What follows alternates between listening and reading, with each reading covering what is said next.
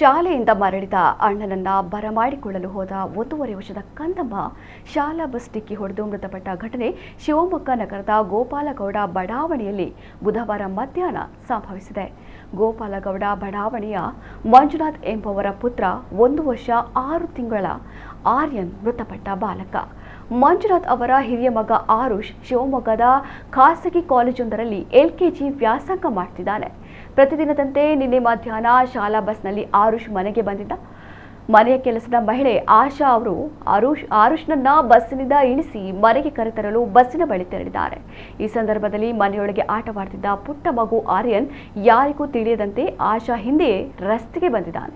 ಬಸ್ಸಿನಿಂದ ಆರುಷ್ನನ್ನ ಕೆಳಗಿಳಿಸಿಕೊಳ್ಳುವ ಪ್ರಕ್ರಿಯೆಯಲ್ಲಿ ಆಶಾ ನಿರತರಾಗಿದ್ದಾಗ ಪುಟ್ಟ ಆರ್ಯನ್ ಬಸ್ಸಿನ ಮುಂಭಾಗದಿಂದ ರಸ್ತೆ ದಾಟಲು ಪ್ರಯತ್ನಿಸಿದ್ದಾನೆ. ಆದರೆ ಬಸ್ ಚಾಲಕ ಉಮೇಶ್ ಮಗು ಮುಂಭಾಗದಲ್ಲಿ ಇರುವುದನ್ನು ಗಮನಿಸದೆ ಬಸ್ಸನ್ನು ಮುಂದಕ್ಕೆ ಚಲಾಯಿಸಿದ್ದಾರೆ ಎನ್ನಲಾಗಿದೆ. ಈ ವೇಳೆ ಬಸ್ ಮಗುವಿಗೆ ಡಿಕ್ಕಿ ಹೊಡೆದಿದ್ದು ತೀವ್ರವಾಗಿ ಗಾಯಗೊಂಡ ಮಗು ಸ್ಥಳದಲ್ಲೇ ಪ್ರಾಣ ಕಳೆದುಕೊಂಡಿದೆ. ತನ್ನ ಅಣ್ಣನನ್ನು ನೋಡಲು ಸಂಭ್ರಮದಿಂದ ಓಡಿ ಬಂದ ಮಗು ಅದೇ ಶಾಲಾ ಬಸ್ ಅಡಿಯಲ್ಲಿ ಸಿಲುಕಿ ಮೃತಪಟ್ಟಿರುವ ಈ ಘಟನೆ ಇಡೀ ಬಡಾವಣೆಯನ್ನೇ ಶೋಕ ಸಾಗರದಲ್ಲಿ ಮುಳುಗಿಸಿದೆ. ಶಿವಮೊಗ್ಗ ನಗರ ಪಶ್ಚಿಮ ಸಂಚಾರಿ ಪೊಲೀಸ್ ಠಾಣೆಯ ಪೊಲೀಸರು ಬಸ್ ಚಾಲಕನ ವಿರುದ್ಧ ಪ್ರಕರಣ ದಾಖಲಿಸಿಕೊಂಡಿದ್ದು ಮುಂದಿನ ಕಾನೂನು ಕ್ರಮ ಕೈಗೊಂಡಿದ್ದಾರೆ.